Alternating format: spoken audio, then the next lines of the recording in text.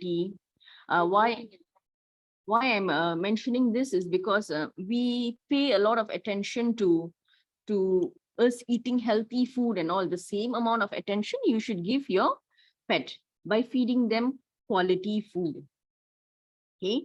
The second point would be to keep your pet fed, groomed, and hydrated. Yeah. So you must always provide water for your pets. These are all basic things. And since I'm talking about pet care and all, so this falls under the topic.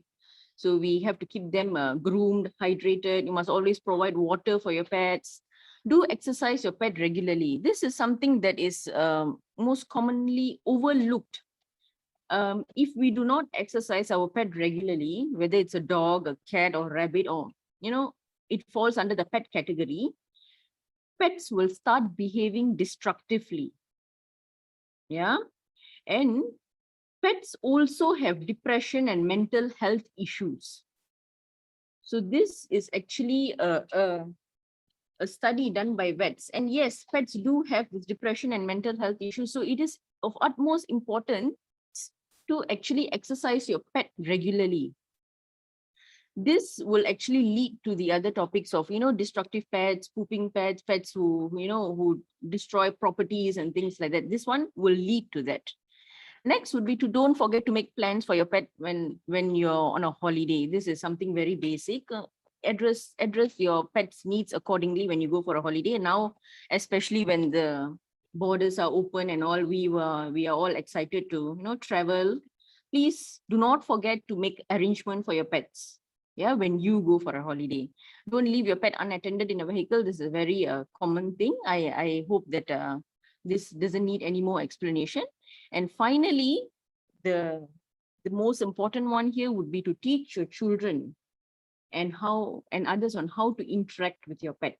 So this applies for those who don't have pets as well. If you have kids and you don't have a pet, it is important for you to teach your kids to deal with pets, or in this case, animals in general. Good habits, ethics, even techniques can be taught and instilled at a very young age. This is very, very important.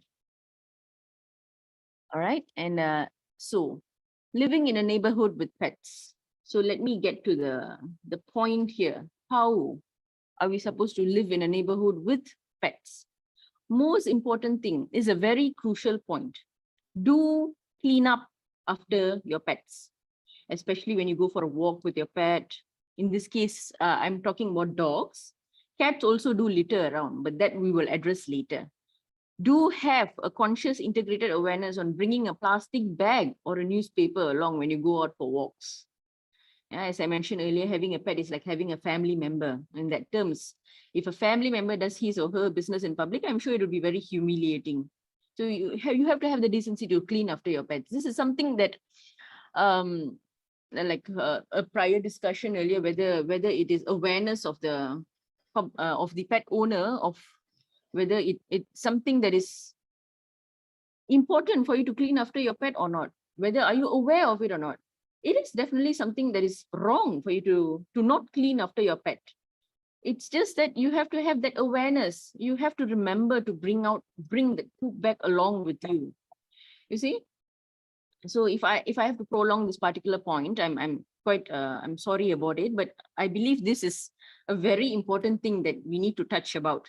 So by not cleaning after your pet, so I will tell you what are the repercussions of this. Yeah, since we are very closely working, I've been in this rescue and shelter management and things like that. I will tell you what exactly implications of this is. Yeah. So by not cleaning after your pet, what will happen is the pet owners are indirectly contributing subtly by feeding more hatred to people who don't like or hate pets. Can you, I hope that I'm able to relate to many of you out there. So by being pet owners and not cleaning after your pets, you're actually contributing subtly to that hatred for people who do not like animals or pets in general. When they see this poop and all these things, they get even more agitated. You see, animals in general. So it is a fact that we are not living in an animal-friendly nation. It is a fact. Okay, not being judgmental or anything like that. It's a fact that we are not living in an animal-friendly nation. Our abuse cases, animal abuse cases has been rising significantly, even more after the pandemic, or during the pandemic season, we have seen a lot of animal abuse cases. So our Animal Act, we have an Animal Act, but it has not been properly enforced. And the dog catching unit in our country works faster than many other departments. It is a fact. Yeah. So keeping in mind, when we have a pet and we associate ourselves with animals, it is extremely crucial for pet owners to not pour fuel into fire, by sparking more hatred and empowering more individuals to hate animals, when especially it is not the fault of the animal themselves. Yeah, I'm specifically talking about pet owners who do not clean after their pets. This maybe more specific is poop. Urine this still can be tolerated, I believe so, but poop is something that you know that it's wrong for you to leave the poop not picked up. Yeah, I hope I've made myself clear. We will open for questions later on. So as for cats, although cats are generally tolerated in this nation, when you own a cat, you ensure that your cat litters in your house at a designated area or space. In this case, a cat litter tray, something as simple as that. It is not okay to have your cat poop at a neighbor's house plant or at a neighbor's porch. It is definitely not okay to allow your cats to do that. Okay. The next one. How can we live harmoniously in a neighborhood living with pets, together with pets and all? It is important to have mutual respect for each other. So when we are in a community, when we live together, we have to have this respect for each other. So for pet owners, if you find your pets being noisy, try to address the issue sooner or later. We have to understand that everyone is entitled to be at peace in their own home. You see, not everyone is exposed to animals. So I have personally seen some people who have inherent fear for animals. So it is important for us to understand that and act accordingly. Likewise, this is for people who do not own pets. For those who do not have pets, if you have issues with your neighbors, why don't you try to sit and have a cordial discussion with them and try to sort out this matter amicably? Or please take this to note, that whatever that I'm sharing here, at the end, the root that I'm trying to address to is the animal's welfare itself. I'm keeping the animal's welfare at mind. I'm keeping the pet's welfare at mind. Whatever action that we engage in, heated arguments, not cleaning poop and all these things, eventually it will lead to the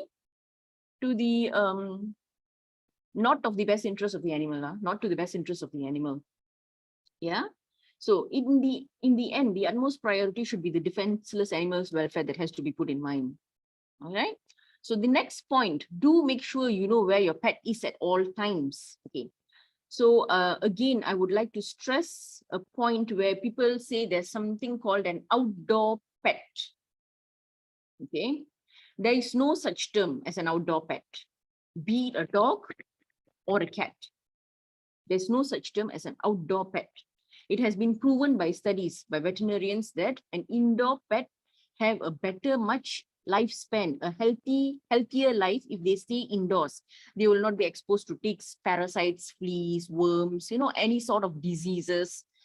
And they'll be safe out of vehicles and all, because you see, pets, they are not street smart. They have been domesticated. They stay with us, with humans and all. They follow our command almost without any questions. Yeah, that's what pets do. Yeah. So what happens is that when they are not street smart, they are exposed to accidents, all those hazards out there. Okay. So I'll just share a very short story of Ginger. Yeah. This is a mongrel, a dog in our neighborhood. So this mongrel is extremely intelligent, listens to commands, super friendly, and it goes around greeting everyone she meets. It's never caused any trouble, does not scavenge, and it's a perfect pet dog. Yeah, a very friendly dog, a very sweet girl. As animal lovers, as dog lovers, we understand, we know how to treat the dog when she comes, to us. So the owners have decided, for whatever reason best known to them, to allow Ginger to roam free in our neighborhood. And the reaction of the neighbors includes threats to poison Ginger, as her mere presence makes them feel uncomfortable. So we've dealt with such issues. And eventually what happened was the family vacated silently one night with Ginger. Reasons unknown, but we were glad to know that Ginger is still safe with them. So it's up to that extent. It is a fact that we are living in such a nation where we have to be able to adjust, to have a balance, a proper balance, yeah, between these animal lovers and people who don't quite like animals. Okay. And even in such an ideal case of a pet, it is definitely not safe to let your pet roam free, simply because not everyone is able to tolerate it. We have to understand it is a mutual understanding between us living in a community. Okay, so outdoor cats. Now we've talked about a short story about outdoor dog, so let's talk about outdoor cats. So what happens? It's safer to keep your cats indoors. If you want to bring them outdoors, please leash train your cat. There's a lot of leashes for cats out there, and leash train your cat. Bring your cat on a leash. If you want to give it a balanced life of indoors and outdoors, leash train your cat. Do not let your cat roam free. As I mentioned earlier, there is no such term as an outdoor pet. Do not let your cat roam free. You know, your cat is your responsibility. This is more common in cats than dogs, actually, if you ask. In my personal observation, cats are more of an outdoor cat, and people keep pets like that. Yeah. So finally, we will talk about spaying and neutering your pet. So I hope I'm not causing any sort of discomfort to pet owners when I talk about spaying or neutering pet. But it's a fact that it's a must that pet owners must spay or neuter your pets. Yeah, spay female, neuter male. Okay, whether it's a dog or a cat, you have to do this. Okay. Sorry, yeah, I've skipped a lot of steps accidentally. Okay, sorry for the interruption. Yes, so it's actually highly recommended by vets to have pets neutered or spayed. So the benefits is much more compared to leaving them unneutered or unspayed. So most important reasons include health issues. Spaying, neutering your pets will avoid growth of tumors, cancers, and then it extends their lifespan. So more than anything, it is definitely a responsible thing to do. Okay, so let me just share with you a few thoughts of people of not spaying or neutering their pet. It is definitely not right to impose your thoughts and religious beliefs to your pets. Yeah, so let me just talk about my personal encounter. Maybe later on we can discuss about this in depth if you would wish to. So I've had a personal encounter with a so-called rescuer. So she rescued a beautiful female dog, yeah, but refused to spay her. So what is the reason given? So this couple, they've been married for so long, and so they say that they do not have kids. They do not have kids, and the reason that they gave me is that by spaying this dog, they will accumulate sins by doing so. All right. So when we cut the story short, this couple lived in a terrace house, quite a small terrace house. They adopted this dog, this female dog. It got pregnant, so they didn't want to spay it, right? And the dog gave birth to many puppies, and she was not able to give them out for adoption. The neighbors complained. Council officers came, took the puppies away. For those who don't know what happened to dogs who get caught by the council, it depends on the pounds. So some will be subjected to critical diseases like parvo, distemper, and corona. And we have some will be left to starve to death. Some will be euthanized painfully. So euthanization is not supposedly a painful procedure, but since the council will decide to cut cost, not being judgmental, some councils, they decide to cut cost, so they will euthanize them painfully. So how did this happen? Why did this happen to those puppies? Because some human felt that they do not want to be sinners. So I leave it to you to decide on where is the scale of sin that lies here. All right. So I think I'm done with my first part. I shall open the floor to questions. Any questions so far? Okay. Okay. I have a question because how do you take care of strays? Because I actually have few cats. I saw there's a leash on it and there's a bell on it. So the cat actually came to my house. And I've been taking Yeah. care of it for ages. I posted on the chat room like nobody answers. Is their pet cat whatsoever? So how does pet cat get lost quite far away from their home? Actually, the owner's house or what? So as mentioned, pets are not street smart. So when you say that this cat had a bell and all this, so it is someone's pet and probably it got lost. And are you willing to adopt the cat? Would you want Uh, to? Actually, I'm just taking care of it for now. And also, I already neutered it, the cat. It wasn't neutered, so I'm still taking care Hmm, of it. But I have a lot of cats in the compound. I also took care of another cat that gave birth in my house. So there's about 5 cats in the house now. Yeah. I see. So, So yeah. okay, so your question is how do we take care of this strays? So Yes. I believe this will come in my next part of the talk. But anyways, the first thing that you need to do if you want to take care of the strays or manage the strays, the most important thing that you need to do is to spay that particular stray. You have to address the root cause of this. Let us be responsible by, taking in the stray and spay them, neuter them. We will butt the problem at the nip itself. We just cut it off itself. Just spay, neuter them so that we will not get this overpopulation of strays. Within 6 years, one pair of dog, a few strays will cause will exponentially grow to 67,000 puppies and kittens in 6 years. So that's how fast they breed. So if you're planning to take over some strays and they have come and find you, that's a very beautiful thing. It's actually a beautiful thing to earn the love of an animal. So please spay and neuter them. And how else can you take care? Give them good food, water bowls, and make sure you have a place where they can poop, where they will not go to a neighbor's house and do their business. A sand pit, if you don't want to have a cat litter, yeah, cat litters also is that silica sand that you have. Yeah, if you don't want to invest in that, you can just get create a sand pit whereby they can do their business there. So these are generally outdoor strays now.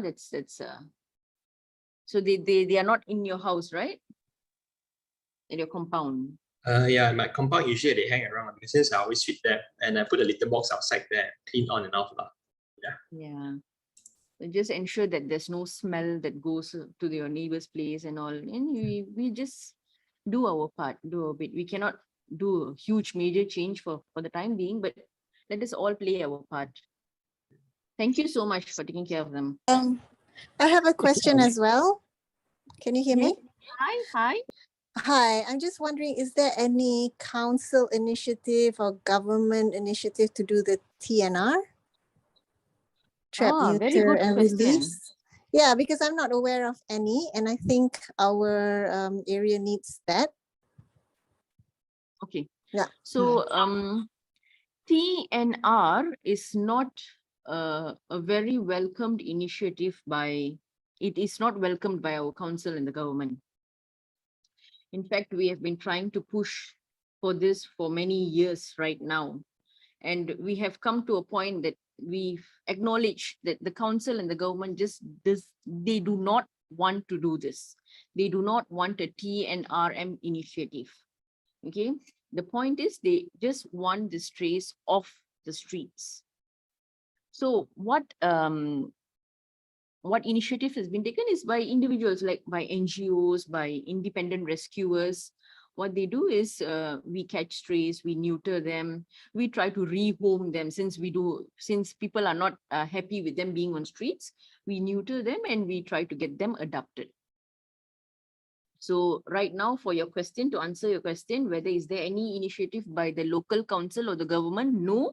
But is there any initiative being taken? Yes, by NGOs and independent rescuers. And certain resident associations, I would like to quote Dogs of Denai Alam.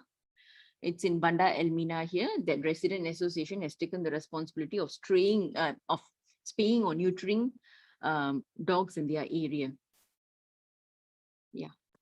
Okay, I thank hope you. I've answered your question. Thank you. Yep. Hi, Dr. Praveena, Prabha here. Yep. Hi. So Arthur, I shared the same experience that you do. So I started feeding one stray cat, and now I've been feeding generations, right? And I think so. You mentioned that we needed to get to the root of the problem. In my humble opinion, the cost of spaying or neutering is not very friendly to certain individuals, right? So if I spay and neuter one, fine. If I have to spay and neuter hundreds, which probably is the number that I'm looking at close to, right? I mean, having fed them for years now. So are there initiatives, or are you aware of institutions or clinics that would help absorb some of that cost? Then I think from our resident association, we can then moot the idea of spaying and neutering dogs and cats. The other challenge I also foresee is that it's never easy to catch a stray cat, right? Good luck. It's a bit more easier, in my opinion, to catch a dog, but cats, good Lord. Yeah, so maybe if you've got some experiences around that, and to my earlier question, number one, which was, how do we manage that cost aspect of it? If there are caring individuals or residential associations. Okay, so a few years ago, there's been an initiative by the Selangor government called Stray Free Selangor. And they have come up with subsidies for those who would like to spay or neuter their pets or strays. I am not entirely sure whether the subsidy is still on. For NGOs and shelters, we do have a certain subsidized rate where we can probably work on some sort of a collaboration to get this strays neutered and spayed. So you've made a good point. I probably would like to pass this question to Mr. Mukunnan. Mr. Mukunnan is the founder and shelter owner of Malaysian Animal Welfare Association. I've actually invited him to this talk simply because if there's any questions like this, I would like him to take over. Mr. Mukunnan, are you there? Hi, Dr. Praveena. Thank you. All right, so I hope I'm well, like everybody can hear me very clearly. If you can't hear me clearly, please let me know, because I'm sitting in my car at this moment to answer the call. Okay, so to answer the question from Mr. Prabha, we understand that as an individual, if you take any of your pet or even the stray cats or dog from your place for neutering or spaying, is going to cost you an expensive value. Reason being is because they go by kilos, and they also don't treat you as a rescuer, or they don't understand your intentions. Now, for NGOs like us, we are getting a discounted rate from the vet. Reason being is some vets actually recognize us for the effort that we are putting in, so they don't mind working on a cheaper rate. But cheaper doesn't mean it's extremely cheap, that's below 100 ringgit. All right, so it can cost below 200 ringgit for a cat or a dog. All right, now we understand there is several initiatives. That's one from the Selangor state government, which is the Stay Free Selangor, which is given to SPCA Selangor to handle.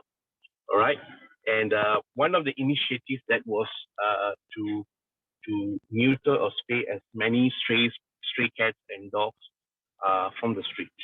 All right, but there's a lot of protocols for this, which I think it may drag on or prolong your process. Okay, that's one. Process number two is the same grant or a part of the Stray Free Selangor grant was also granted to another society, which is under the banner of My Animal Care, where they will subsidize a part of your spaying or neutering costs. All right. So what that means is like you need to pay the cost. You need to provide evidence that you have spayed, neutered, and with a photo evidence before and after. You need to provide the bill, and once that is done, they will actually reimburse back a part of the cost to you. So that's the two initiatives from Selangor government, and it is only applicable for the Selangor residents, not for someone that's outside. All right.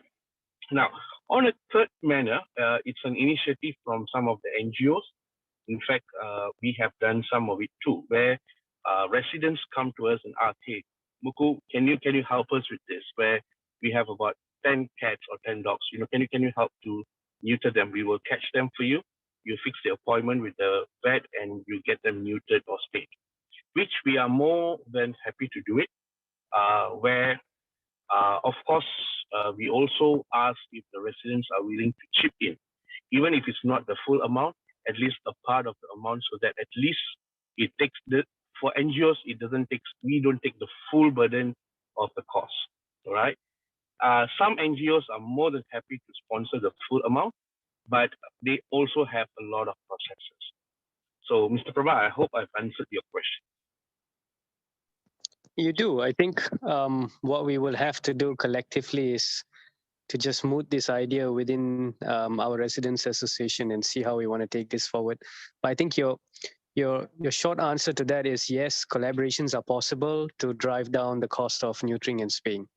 Is that my walkaway message? Yeah. All right. Okay. Cool. Absolutely. I will share more after Praveena has done the second part, which is the stray population management.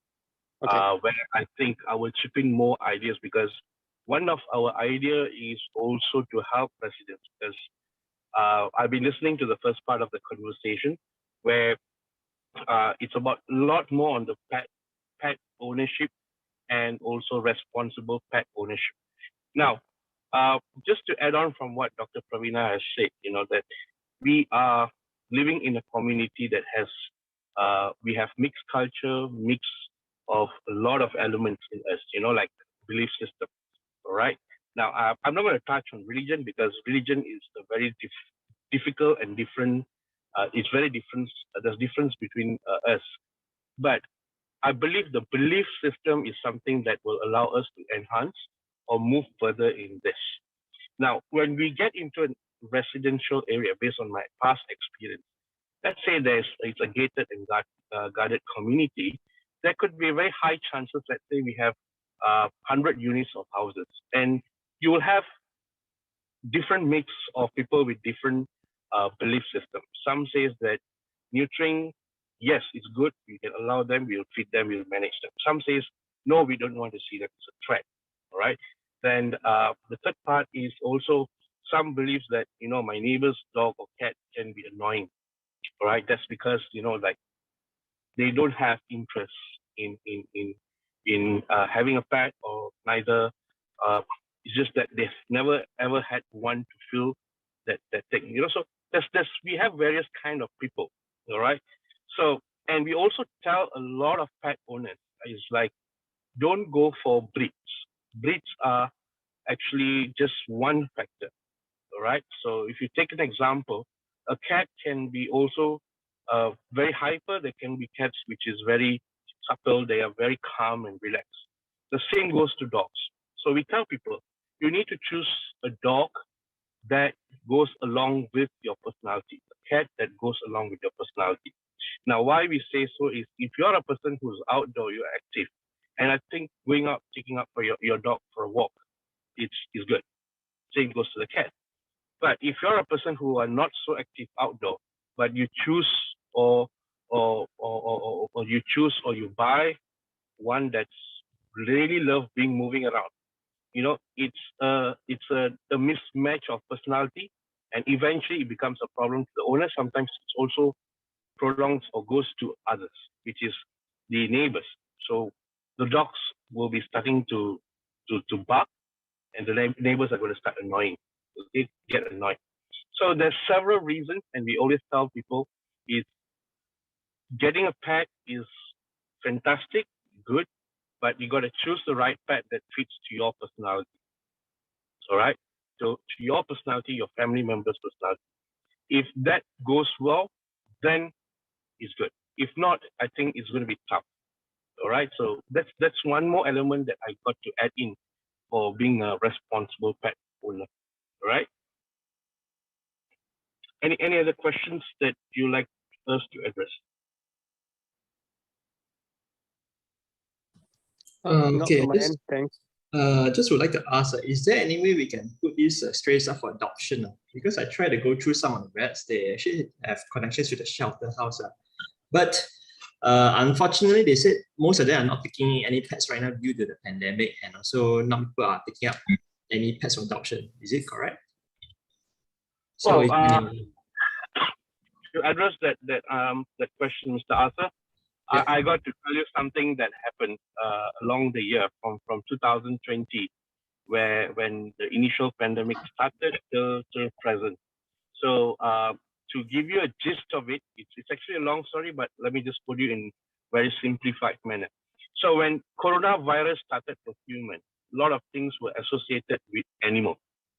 All right, and let me give you some statistics behind this, where a lot of people, let's not talk about China, because I think a lot of people saw this message about China people dumping out their dogs, leaving their dogs and whatever so forth. Now, even in Malaysia, what happened was the number of dogs and cats that was abandoned was extremely high. All right, so I would say in Selangor alone, number of abandoned dogs, because we work with a lot of feeders and rescuers, and they come and tell us, hey, suddenly there's an additional number of dogs in this area, all right?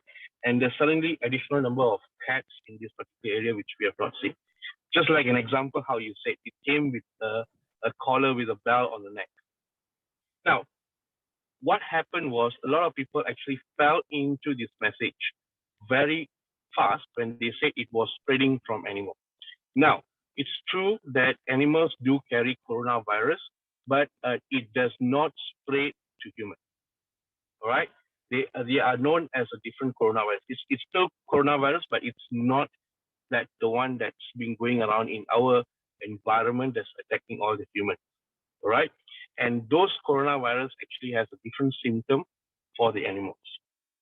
So that's when even when the health ministry wrongly stated this, a lot of animal activists, in fact, the Vet Association had to clarify with them, please do not mismatch what is the actual coronavirus. All right. So there's two types of coronavirus, and the one that's being handled by animals is something different than what we are having at this moment. All right. So that's number one. So when the street, when the pets are being abandoned, a lot of shelters actually started taking them in because they are not street smart. They wouldn't know how to survive. They are going to look for food. And it became nuisance to some of the residents. Now, correct me if I'm wrong, because I believe this has been a very good observation for the past 2 years, because people were staying at home and they start noticing a lot of these strays, even though they were there before this. Because it's just that when they are at home, we have more time to look at things in more detail on what's happening around us. All right, we would have actually never met our neighbors' kids, but suddenly, because we are actually in lockdown, we happen to see them. Oh, we got 2 kids. Those are actually examples. But when it comes to stray animal population, this is what happened. People were more observant. Hey, how come my area got 3 dogs roaming around? But they have been there maybe since Papa. It's just that we were not observant because we were going out to work and coming back. As a working adult, I can share my experience too. Now, when they are not street smart, shelters like us will be thinking where we should put priority, because they are not given proper food, they are not given proper shelter, and they are so used of having humans around. We were taking them in. All right. And this is not just normal breed. They were actually pedigrees. All right. There were Rottweilers, there were German Shepherds, there were even Bengal cats. There were also a lot of cats that were abandoned. All right. So that's how the shelters became full. And to give you an example, our own shelter itself, at the beginning of 2020, we had only about 100 old dogs, less than 110. Okay, within 2020 itself, our number accumulated to about 180, and that additional 70 were actually pets that were abandoned by people. So that's how it increased. Also, when shelters has taken on additional, it's tough for them to take in more because there's a lot of factors. Number one is obviously the cost factor, because feeding them is not cheap. Taking care of their medical expenses is not cheap. And sometimes I believe even as a human, I go to clinic, I think my cost of medical bill can be cheaper than a dog or cat, all right? And obviously their maintenance, whatever that we need to do is not cheap. So, and with the MCO kicked in, the donation rate for shelters also dropped. Like for us, it dropped about significantly, about 30 to 40% last year, and additionally another 20% this year. So that actually caused a lot of burden to the shelter, where they have to maintain the current, but they're also struggling to take in new. So these are the reasons why a lot of shelters are reluctant to take. Some shelters, they are willing to take, where I'm not going to quote names, but they have been taking for a standard rate, but when they don't get adopted, they are put to sleep. All right. Now, that is another way they actually maintain, because they're trying to help the community. But I personally, I feel that's not the way we can manage this, because a lot of people are going with good will and good hope that it gets rehomed or well taken care in the shelter.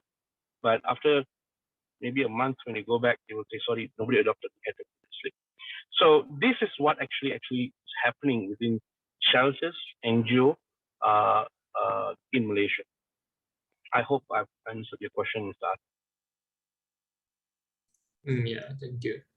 So I just need to wait and then just bear the strays, because there's like, in my street itself, there's like 6 or 7 strays actually, to be honest. So I don't know where they all come from. But I think it's because I feed one stray, the rest all came and take food from my house as well.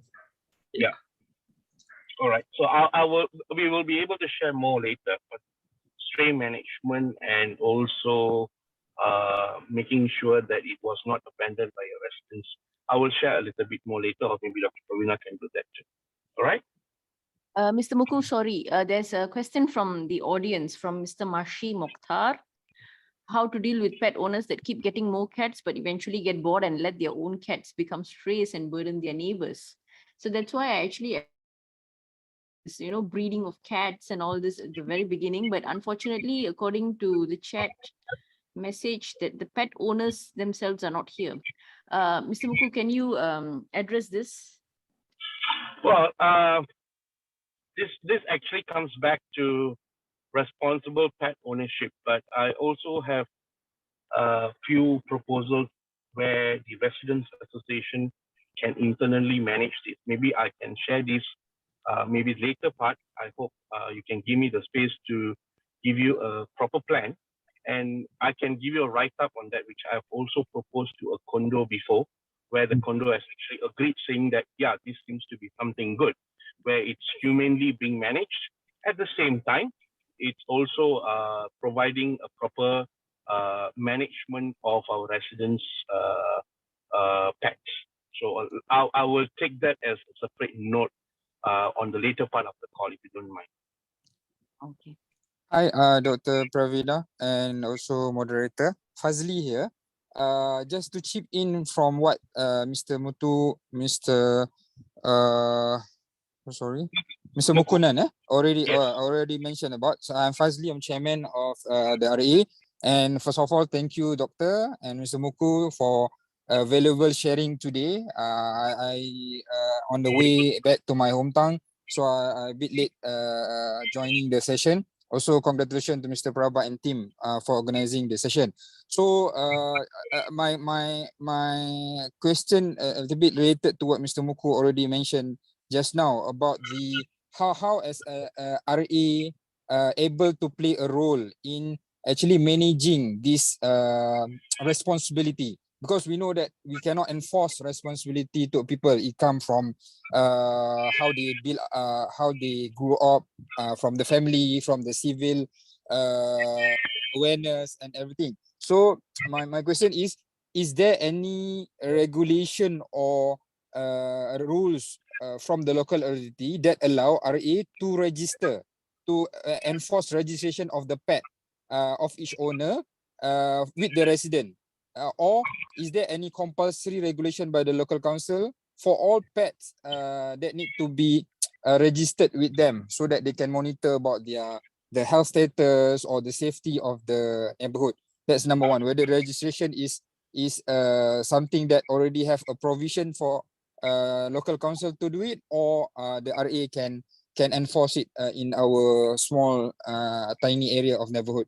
Number two, if the pet owner cannot take responsibility of their pet and complaint has been made to the local council, I just want to know whether what provision the local council can take to the maximum. First, of course, they come and do warning, give letter, informing that there's a complaint from a neighbor. But to what extent the local council can take action about the complaint of the neighbors? And I'm very interested to wait with Mr. Muku mentioned about there is a paper writing and also recommendation by the Resident Association to actually manage this pet management within the neighborhood, within the community, or there's some experience that you might want to share. Is there any resident association that have enforced some rules, fines, and even penalty to the neighbors who have caught of not taking their responsibility properly, leaving the poops of their pet on the common area in front of neighbors' gate and so on and so forth? So I believe in that area, RA could play more role proactively in managing the harmonization of our neighbors. Thank you, Doctor. All right. Encik Fazli, right?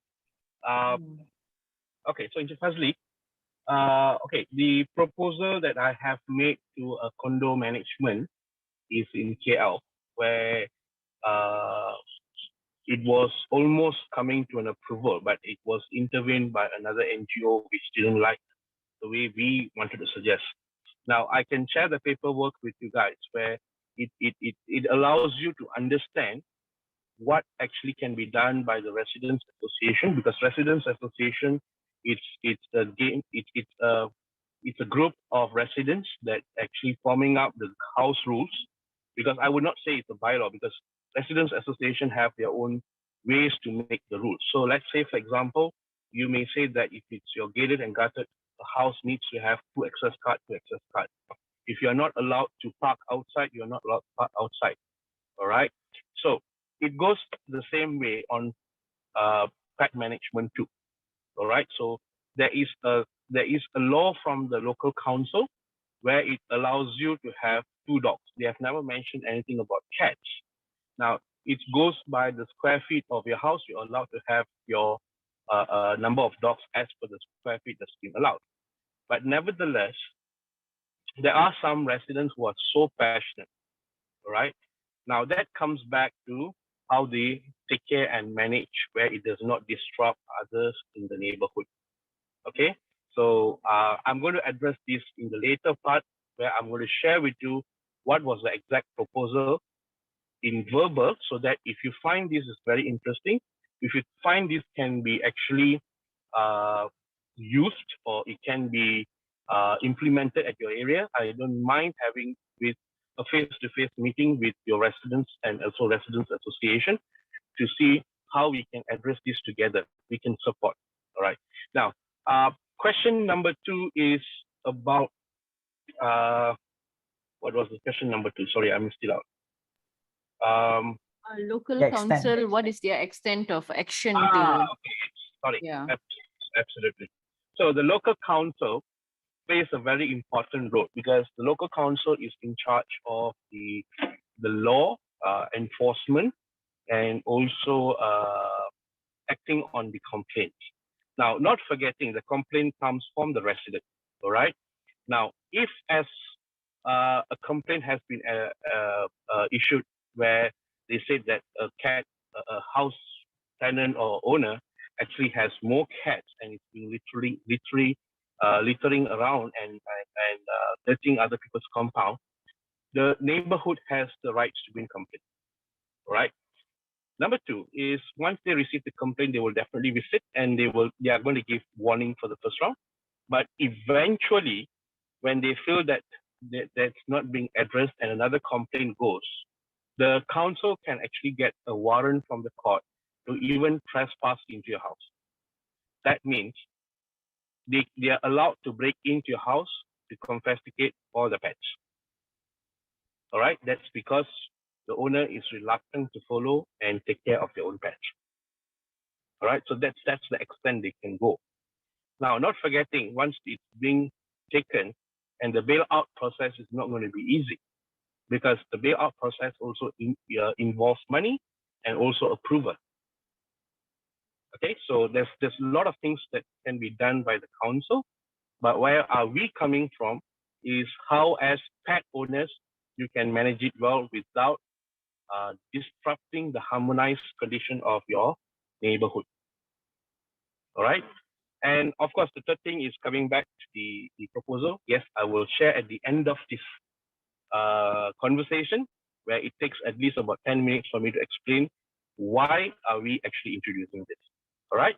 I hope, Mr. Fazli, you can hang on till there. Thank you, sir. Thank you. And thank you, doctor.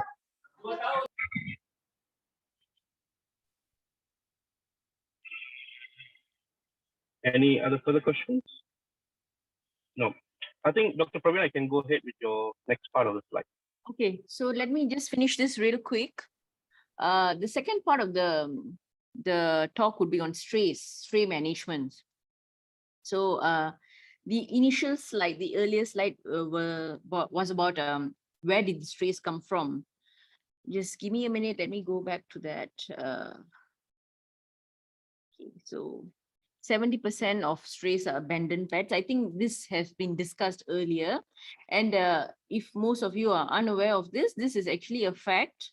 Construction site and property developers negligence. This is also a cause of stray population. And finally, first and second generation strays. So this construction site, they get strays, they feed them, they don't neuter them, they don't care for them, they just keep them for security purposes. And when they leave the strays to roam around the streets. So this is just a brief introduction on where strays come from.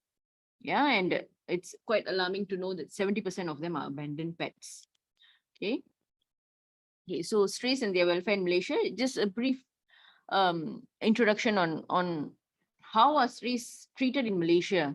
So the picture on the left it's actually a picture of a 7 dogs were captured by DBKL and kept in the pound. The dogs were perfectly healthy before capture. This was rescued by Malaysian Animal Welfare Association, Mr. Muku and team. So the 7 dogs were bailed out from the pound and they all came with critical diseases. Just within a few days being kept in the pound, they came up with distemper, parvo and corona and whatnot. They were perfectly healthy strays. So you see, this is the animal welfare issue that we are actually trying to address as NGOs in shelter management in Malaysia. So the picture on the right is a puppy that has been abandoned and was found dead on the streets simply because they are not street smart. All right, so this is just a brief introduction on the stray welfare in Malaysia. So addressing the stray issue in your area, I've just covered very brief points on this. I believe we can elaborate on this further. Feeding strays responsibly. If you are a feeder or you would like to feed strays and all that, please feed them responsibly, meaning that choose an area where you can feed the strays safely, where they do not pose a hazard or an obstruction to the public. You know, feeding them at a residential area or feeding them behind a restaurant, whereby when they know that there's food there, the whole family comes in, you see. The family of strays comes in and they will lead into another sort of public nuisance. And this has not been created by the strays. This is created by the human beings. So we don't choose our spot properly. And then as feeders, we also litter around. We put plastic bowls, you know, and we don't clean up after that. So this is what is meant by feeding strays responsibly. The next thing would be to spay, neuter, and vaccinate strays, which we will discuss about this further. And in your area, keep your rubbish dumps clean. In case if you have strays loitering and all that, please make sure your area is clean so that they don't scavenge and create more, create an unhygienic condition. So eventually it all falls back to the animal, you see, when we don't scrutinize on what action that has led to this. Okay, and the next one would be, okay, what can you do to help? I believe after this, I shall pass the floor to Mr. Muku, since he's the one that is more experienced. He's a shelter owner, and as mentioned earlier, he's managing 180 dogs. I'm a part of this shelter, and we've been doing our level best to address the stray issues humanely here in Malaysia. So it is not an easy task. That's why we take opportunities like this to talk to resident associations, to reach out to you guys to help us out to manage the strays humanely. Yes, we understand strays are an issue, especially when it comes to irresponsible pet owners that contribute to this particular overpopulation of strays and all these things. We are trying to address this to the local council and the government. We have a comprehensive proposal. We are doing our level best, but it takes a collective amount of voice to get this to the proper authority, to the proper person to address this issue. Only with a collective voice we will be able to succeed in our mission. So what can you do to help? Playing a small role in managing strays in your area, report any animal abuse to the NGOs, and contact animal shelters to relocate strays. Yes, we understand that shelters are overpopulated, but the fact that how local councils treat these animals is something that we cannot deny, and we have seen it firsthand. So that's why we are trying to share this with the residents. So I shall pass the floor to Mr. Muku, and this is our Facebook page, Malaysian Animal Welfare Association. Please do like, share this page with others, and you can follow our shelter operation is very, very transparent. You can see the amount of rescues that we do per day. You can see, what are we working on and what are our operations on a daily basis. It's all been updated in our Facebook page. Please do like and share. And yes, Mr. Muku, back to you on your presentation of the proposal to manage strays and overpopulation of pets. Okay, so thank you, Dr. Praveena. So number one is, I have a question to all the residents that's in the meeting now. Which one do you see as the most population of the stray? Which is, whether it's a dog or cat, that's most? I think cat by far. Cat. Dogs, I think in this whole taman, I think at most it's only like what, 4 or 5 dogs. Where cats, I see if I walk around, I do my jogs, I saw at least dozens of cats, to be honest. Yeah. Okay. All right. So let me share what happened was about 3-4 years ago. One of the residents in a condo in KL, actually, in city center, actually, to call me up and say, Mr. Muku, is there a way you can take, there's about 30-40 cats that you can take away from us? All right. I told them, I said 30-40 cats at one go, it's not going to be easy, number one. Number two is, we don't have a proper place for cats yet, because our shelter is actually in a place where it's surrounded with trees and bushes and very high chance of pythons visiting us, because in a year at least we have 5 or 6 pythons visiting us to say hi to us. So cats will not be a right place, or it will not be a right place for us to keep cats unless we set up somewhere else. So I gave them a different proposal, because it was only about 30 to 40 cats. And out of 30 to 40 cats that's roaming around, 10 to 12 of them, if I can recall correctly, belongs to owner, where they leave the cat to roam around. And outside cats are coming in, but the guards actually shoo them away, so they actually stopped. So one of the proposals that I gave was actually for the residents or the joint management to consider of coming out with a house rule where every single house that has a pet to register their pets, whether it's a dog or a cat, because under KL, even if it's a condominium, if under the Strata Act, it allows them to have at least one small size dog in their house, and they can also have cats. Now, dogs were not a main concern, but they don't know how many of them actually have dogs. All right, so joint management didn't know. So in my proposal, I literally wrote what was their pain point, where they had a lot of these stray cats were coming into the compound. And number two is the number of population increased because they tend to have their mating season and they give birth and they will give birth and roam around there. So the first proposal I gave is to, number one, register all residents. And I believe you have a registrar for your residents, but you will not have registrar for their pets. Now, there's instance that the pet could run out from the house and somebody may spot, but they wouldn't know whose pet it is. All right. So they can actually, there's a way to track. But one of the things that we told is to put a small, simple locket that has a serial number, which is tied back to the residents database, where they can register and say batch number 001, cat is a cat, male or female, and who is the owner. For like example, if the owner is Mr. ABC and Mr. ABC's unit number is what, or in your case, it will be house number with street or road number. Okay. So in the event somebody finds, they can just immediately call up the Residents Association and say, hey, look, I found this cat. Who does this belong to? All right, take and pass it back to them. Now, if the whole thing repeats again and again, as resident, you will have a chief. I think Mr. Fadzli is the Residents Association president. You can actually take an upper hand of advising the right thing to the owner, is to tell them to manage their cats well at home. Don't let them out free. Now, if they fail to display and it's being caught, in fact, I also told them there's another proposal within the condo, build a place, a cage size of 15 by 15, fully covered on top where it doesn't get sweat when they rain. Put the cats inside so that it can be a recreational park. It can be a residents taking ownership of spending their time with the cat to manage.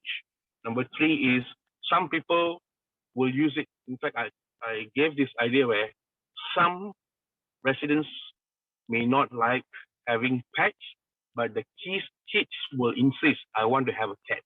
So you can take the kids into this place, give them the exposure and ask them to mingle around and see whether they are ready to have a pet.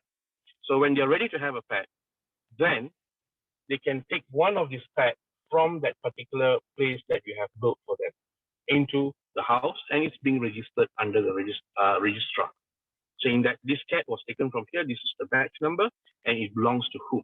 All right.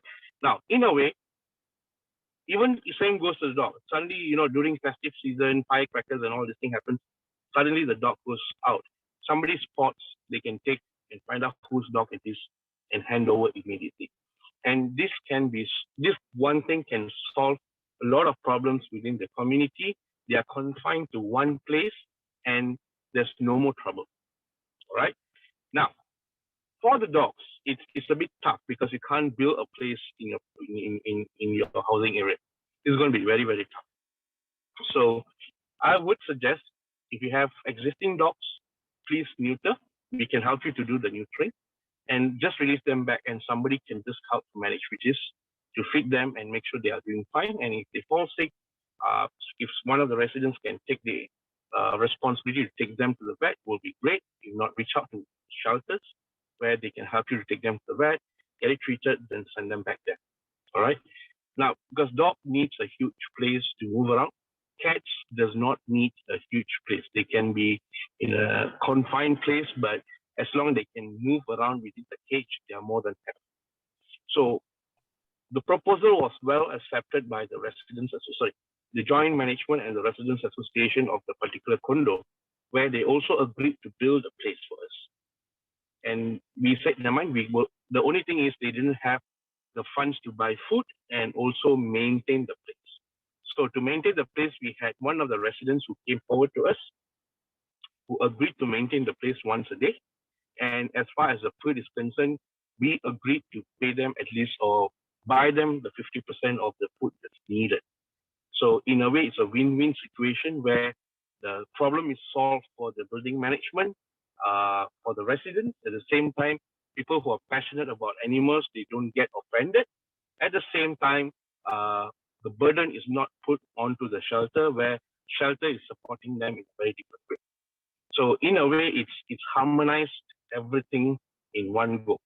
All right. So the pets also, the stray cats also became like an attractive item for people to go and spend time to look, to spend, and to even consider adopting. So that's how we actually proposed. All right. Well, they first initially accepted, but eventually another organization came in and said, no, that's not the right method. We should stay and release them back there. So then I stopped it because I didn't want to go and argue further. You know, it's not the right thing to do because that's not my style of working. I don't want to go and argue, and eventually becomes everyone's problem, right? So this is one way we can look at it for solving the cats issue in the housing area. But nevertheless, if your area is gated and guarded, I think chances of stray dogs coming in is very less, unless there's a hole in your fencing or there's any other way which somebody who brings and dumps it there. Other than that, I don't see a reason for them to come into your place. Mr. Muku, this is just to reiterate Mr. Fazli's question just now. Okay, so one portion has been addressed whereby we are managing the stray cats and all. It depends on the resident association whether they are able to, come up with a collective effort of spaying and neutering these cats and keeping them in a space where it can be a sort of attraction. But what about irresponsible pet ownership? What else can this resident association do to now we have confined these cats. Example, we have done this, but then this particular person or this particular pet owner still keeps on taking cats and not neutering them, being irresponsible. What is the level of a resident association's commitment? What can they do to? Well, this can be. Sorry, just a question: is your resident association registered or unregistered? Yeah, we are registered with ROS. Fantastic. That makes a lot of things easier in life. Number one is, as Residents Association, I understand that you will have your meetings. And when you have meetings, you can actually get the vote from the residents to see whether they should be fined or not, right? So, and I believe there's monthly maintenance fee that you will be collecting, and that can be also embedded if, let's say, the person has committed breaking the house rules. So you can say that you're fined 10 ringgit for this, and you include that. Now, it's a win-win situation. I would say that one is the association is going to gain a little bit more fun if they were to go against the house rule. Number two is it's also a lesson learned by the owner not to repeat this again. All right. So every single offense, you can actually put a penalty to the owner. All right. Number three is, as the Residents Association, if you find this is non-stop, I think as Residents Association and the team, you can actually call in the council to complain, to permanently stop this. Because end of the day is the owners need to understand, responsible pet ownership is about your pet, If it goes outside of the compound, somebody hates it, all right? It's not only an offense under the Animal Welfare Act of the person who hits it. It's also offense for the owner because there's negligence involved. The person has released the cat or dog intentionally where it was going on. So you have an evidence saying that there's a multiple time the owner has been warned not to release them out, but instead when they released out the last time before it was done something, when the person going complains, you have evidence to say that there was something multiple times that this person has been warned. But of course, we don't wish to see all this happening, where the cat or the dog is being abused or harmed in any way. But all we want to do is make sure the residents take ownership of their own cats. And also to answer whether the cats can go from one taman to another, it depends. But usually the cats will not go missing far away like dogs. The dogs will actually travel further from one housing area to another housing area, or even like further. But cats usually don't. Cats, their tendency is they will try to move around like 500 meters radius from wherever they are. But dogs, they can go up to about 10 kilometers radius from wherever they are. So the chances of the strays that I get coming to my house, the one I see got the bell, is basically come from a taman, from one of the residents. Must be somebody. Must be somebody. Now, all we are saying is everything starts with responsible pet ownership. All right. And in fact, what we are trying to achieve in next 1 year is to at least speak to the Selangor state government to allocate a place in multiple districts for us where all those which is roaming around on the streets to be caught and put into this one particular place, so that the residents or the residents of Selangor are left in peace. They can roam around freely. But of course, we can do that with the help of the government if they allow and give us space. But for us not to continually rescuing this, or the problem is solved as soon as possible, or even to say that the remedy for it not to grow again outside there is people need to neuter and spay their animals or their pets. Because eventually, if they go out and give birth and they can't manage, people may start dumping, people will start doing this. Third thing is we are telling the government that microchipping must be made must. Because in the event, when it gets old, owners don't want to take care. Go and dump at the pasar, go and dump at pasar malam, and honestly thinking they can survive on food. Actually, it's wrong. So they are more scared of humans. All right. And to be frank, I think it's not a big impact to the cat, but dogs, we notice they are just like how humans are. So when you are threatened the first time, you'll try to run out of it, you try to escape. It's a fight or flight kind of situation. So when they are kept threatened, somebody throws stones or try to hit them, we think they will try to run off. But as time goes, when they see this is something they can't tolerate, that's when they start chasing us. So a lot of people think that the tendency of dogs are actually they will chase. Actually, it's wrong. Not every dogs will chase, but neither all don't start like that. Most often, what happens is, I'll give you a classic example. This is something that I saw with my own eyes, my own experience. A mother dog lives in front of my house. Right? She came in front of my house. She's been living under my car because I had dogs inside my house, so I couldn't bring her in. But what I did was I started feeding her every day. Out of compassion, I feed her twice a day. She got pregnant. It was many years ago. When she got pregnant, she delivered under my car, and she was there. So initially, when the motorbikes passed and when they're trying to, they will ram their motorbike whenever they see dogs, she was okay, cool about it. She never did anything. After about 10, 15 days, she started chasing every single motorbike that passed by her. Now, what actually happened was she was not of a such behavior, but she became of such behavior because of whom? It's not because of the dog. It's because how we humans treat them. All right? So that's how actually psychology works. As much as you think, why the guy is trying to equal the dog with human, I'm telling you, they have feelings.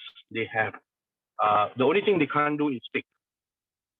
Other than that, I think they can show love. They can show anger.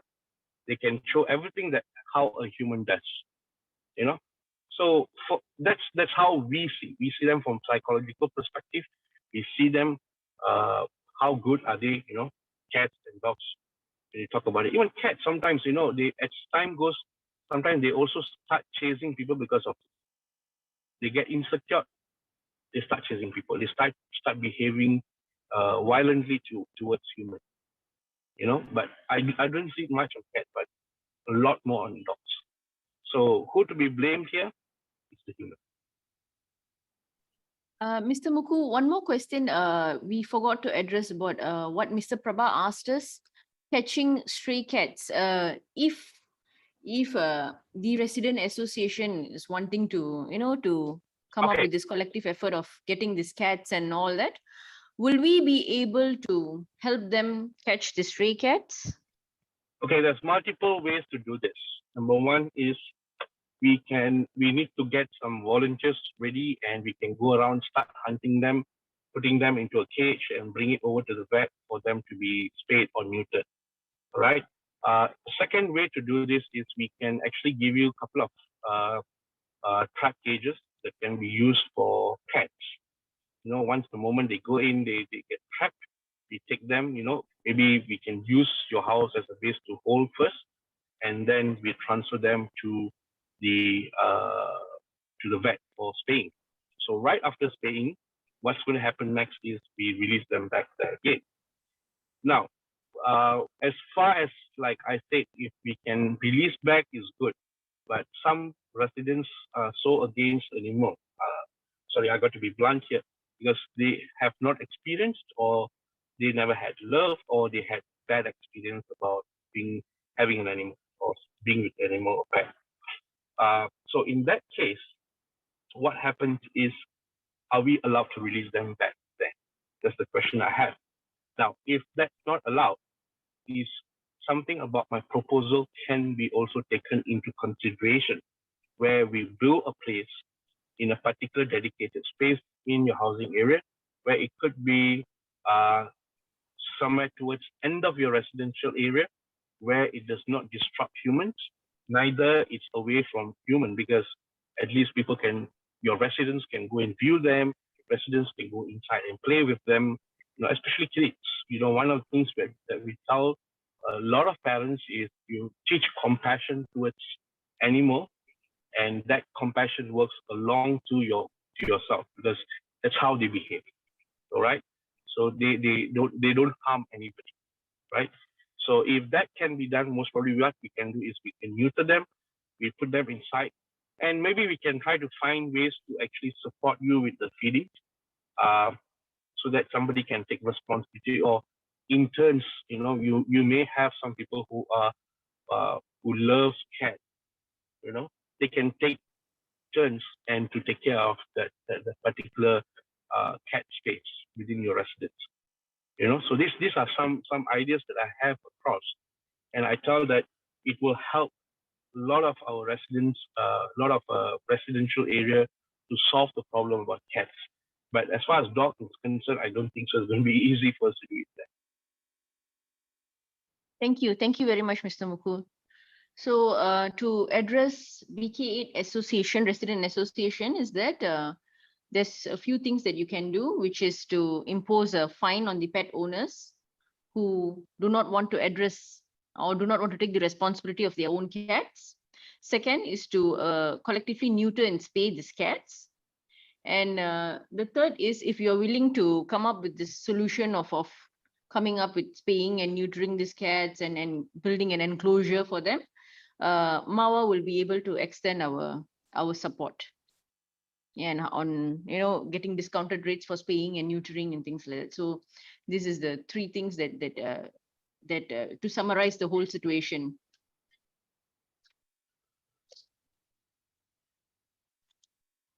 We hope we have addressed your issue accordingly. Did we manage to give some sort of enlightenment on what you can do with the stray issues in your area?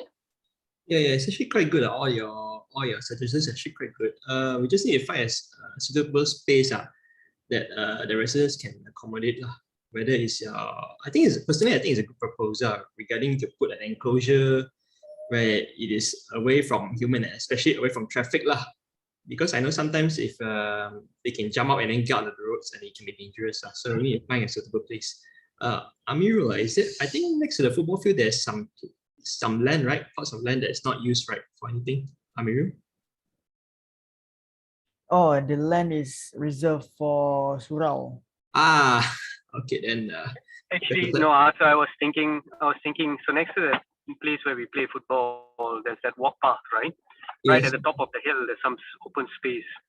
But again, no, I think we need to deliberate about this because it's not only just building an enclosure, but no, routinely, I think there needs to be care, the hygiene perspectives, etc., Yes. etc. But I think today's talk was, I like that suggestion, right? I'm kind of inclined now to believe that might actually be a bit of a win-win for us. On the penalties imposed, I think we have to navigate legislations and what we can do and what we cannot do. So it's a bit more different in a condo setup, right? So they have strata titles. There is a management office or management outfit that looks after all of this. So then the enforcement and rules can be created about it. So we will have to navigate those things. I'm just thinking out aloud here right now as we speak. But I think for me personally, this has been quite an insightful chat. So I cannot express my gratitude enough to both Dr. Praveena and Mukun for having spent their afternoon on a Saturday, to bring about and share their experiences. So yeah, but thank you. That's personally from me. Yeah. And over to you back again. Thanks, Arthur. Okay, thank you so much, Prabha. Okay, I guess that's the only thing we have right so far. The floor is open to everyone else. Anyone else who has any comments or any questions to the speaker?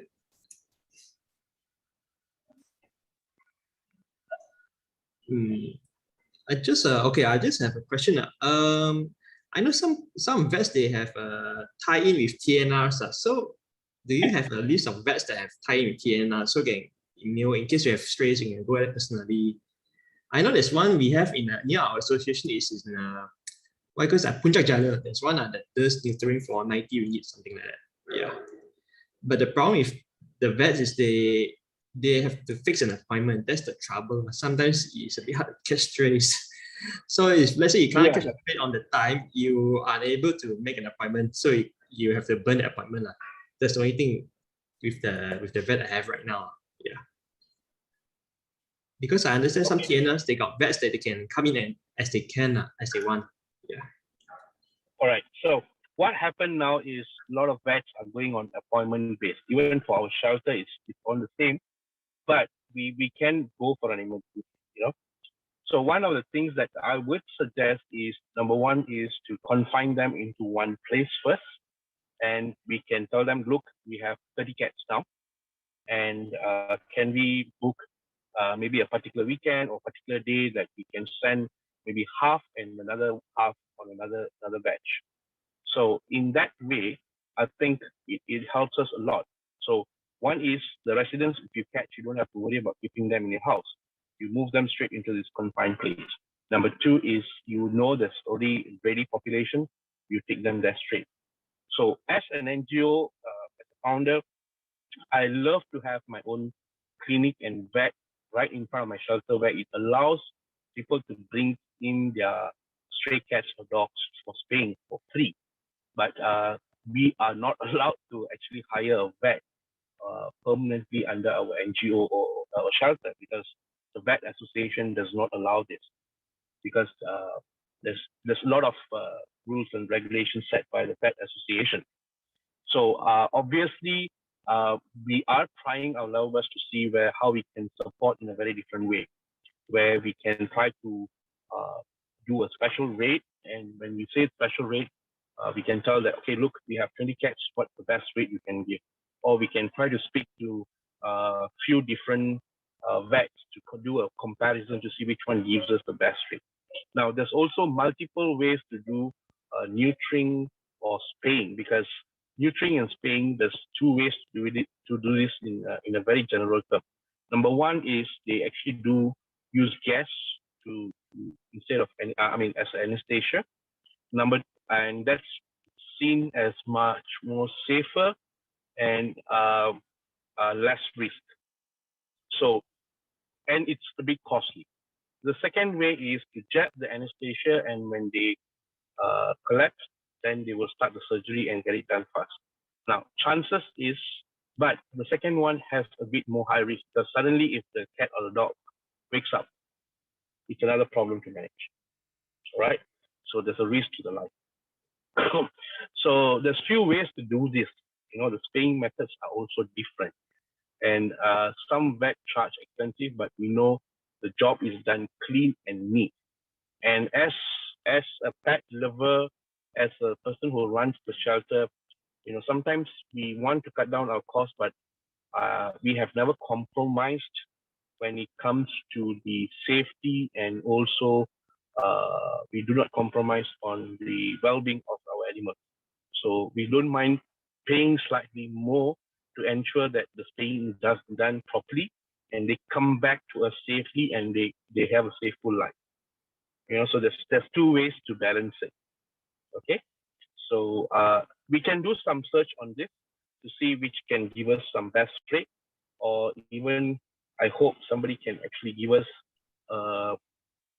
who knows, maybe there's a vet who agrees to do it at like a very cheap cost for best neutering or spaying, or even do it for free. To answer that question, Mr. Muku, we can talk about Ministry of Pets in Putra Heights. I'm not sure, BK8, how far is it from Putra Heights? I'm not very sure about the distance, but this doctor has done a lot of spaying and neutering operations for shelters. So you've heard about Dr. Tiba, right? Yes. Yeah, maybe we can also recommend certain clinics that we know to the resident association, so that maybe probably it cannot be like a superbly discounted rates. We are sorry that we are still working on it, but it's definitely we could probably try to strike a deal with them, with the clinic, with the veterinarian. Yeah. So another option is our regular vet, which is in Sri Kembangan. Ohana Vet, yes. Yeah, Ohana Vet. They do both for cats and dogs, and so far I've not encountered anything difficult with them. And maybe I can try to speak to them to see if they can give us a best deal for the cats.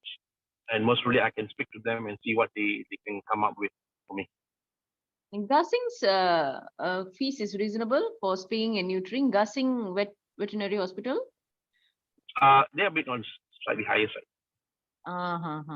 So yes, so we will try to compile this list if you would like to have an overview of certain vets that can give a reasonable rate. I wouldn't say discounted rates, but reasonable rates. Then we will definitely pass the list to you. Okay, thank you so much. I appreciate it. Yeah.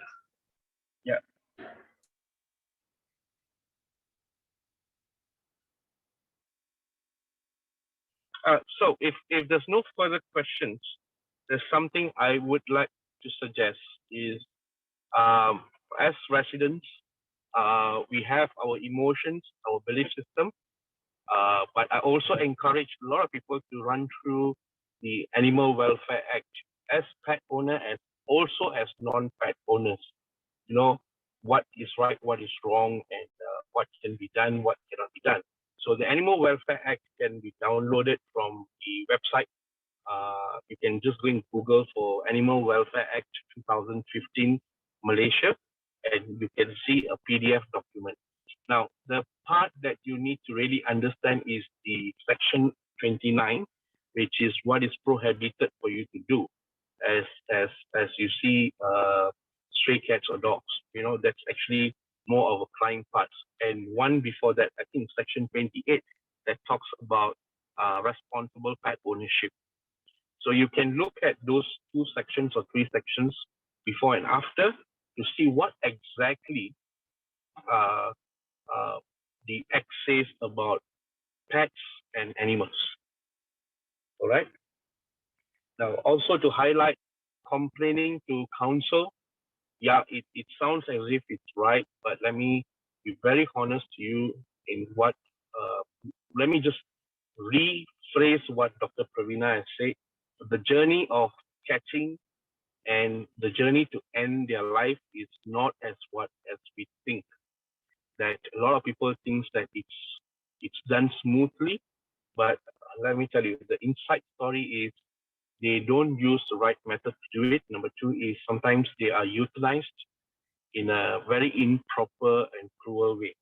And recently when I posted about do you want to be a sinner, a lot of people complain saying that what if my dog bites me? Or what happens if I'm being chased? So a lot of this starts from human, you know.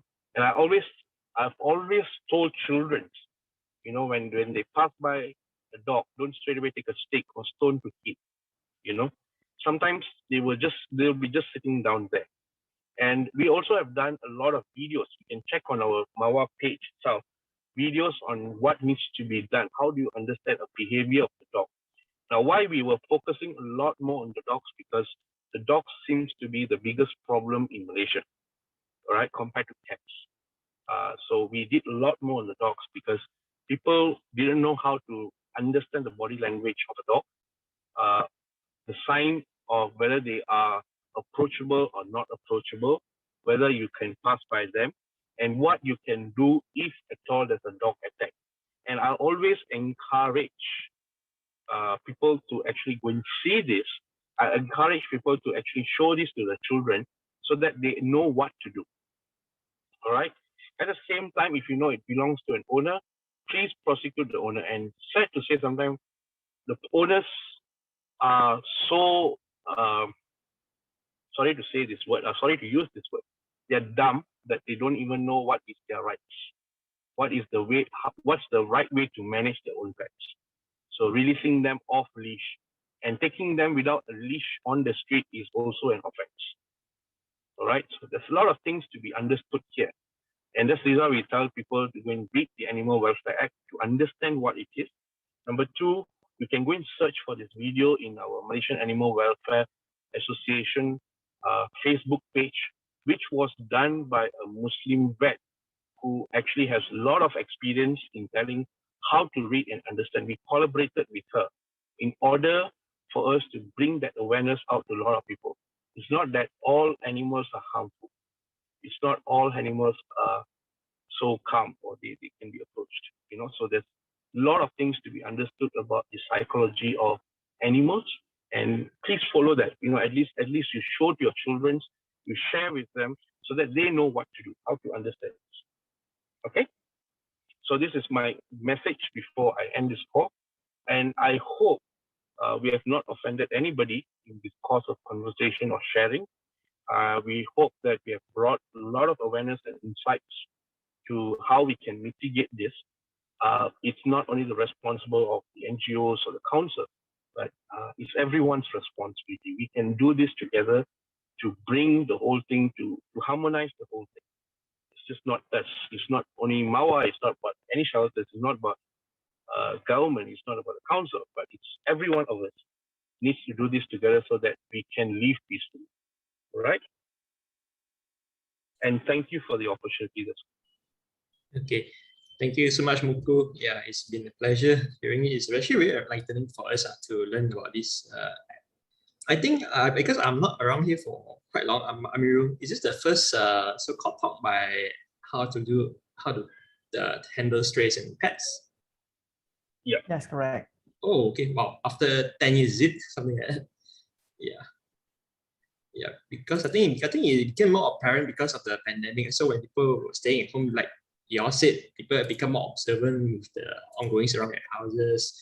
They see more poops. They see cats going into their compounds. They see dogs chasing after people. That sort of thing got more frequent. So it's a good time. It's actually a good time. It's better late than never to do all these initiatives. We'll definitely think about it among our residents. Yeah. Okay. I think nobody has any questions.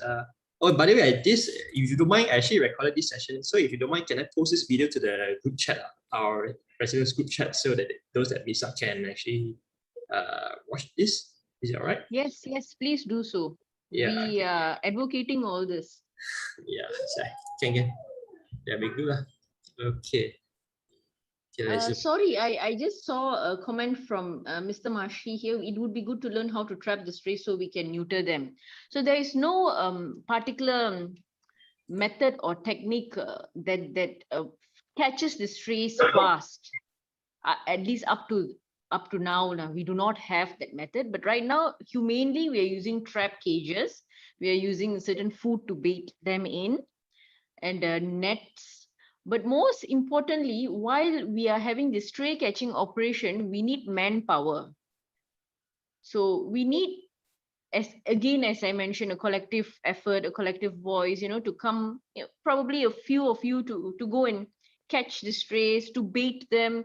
So cats, they like cheese. So that is one observation. You can try with them, try to put some cheese and all this. They go crazy over cheese. You can try it out. cheese. Yeah, That's okay. Yeah. you can try that out. So Yeah. if you need any help, please do reach out to us. Thank you so much for giving us this opportunity. And so I will take the liberty to share this Animal Act with Mr. Prabha, and you guys can have a look at it and to understand better about this Animal Act. And one more point to reiterate is to please leverage on your ROS. Your resident association has been registered. Two things concurrently that you will have to address would be to spay and neuter these cats. One, to create an enclosure and to keep them safe, and most importantly, to cut off the root cause, which is this irresponsible pet ownership. Please utilize your authority to find these pet owners who just take pets for fun and let them around, let them be. So please use your authority to find these pet owners. We really hope that they will be able to learn a lesson out of this and do not continue to contribute to this problem. Yeah, we all want a humane win-win solution. Yeah, thank you so much for this opportunity. Thank you. Oh yeah, I got one question on my own personally. I actually bought a cage and I showed to the vet to trap the strays. Apparently, they say this trap is not exactly a good trap. It's the one with the metal hook on it that we hook the food. They say there's a better one apparently, is it? The one where the cat has to step on pedal or something like that, instead of hook, using a hook trap. Because Okay, so, yeah, that's true. That's true. What happens is when they're trying to grab the food using their mouth, they accidentally get hooked to the mouth, gets hooked, so it injures them. All right. So there's people have actually done several modifications where they manualize it, where they use a string to pull the moment the cat goes in. Number two is actually the common one is the pedal trap, where the moment they step on a pedal that's inside the trap cage, it automatically shuts. Right. So it kind of helps to neuter. Now another case that I can share is also a similar thing was done in Eco Majestic in Semenyih. The residents actually worked together to do the same thing, and they used the similar trap, where the cat goes in. So they bought about 5-6 traps. They will just place it at the back door and at the back lane of the house, and they will put the bait like cheese, those ikan kering, fish, fried fish head. So they will just put it as a bait. The moment it goes in, it steps on the pedal, it shuts. So the next day morning, they will just pick up all the trap cage, they'll load it in. And because they had a vet who was one of the residents who agreed to do that staying for a very cheap cost. So I also will try to see whether she can do it for us. That'd be great. Okay, thanks. Yeah, that's a good advice. Yeah.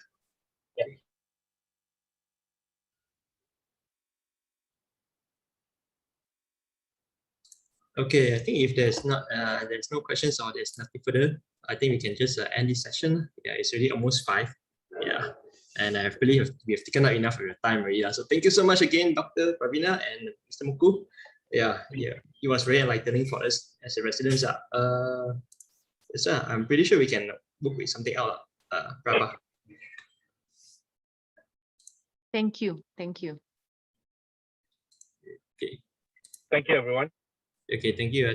Take care, I guess. Take care, everyone. Okay, have a good weekend.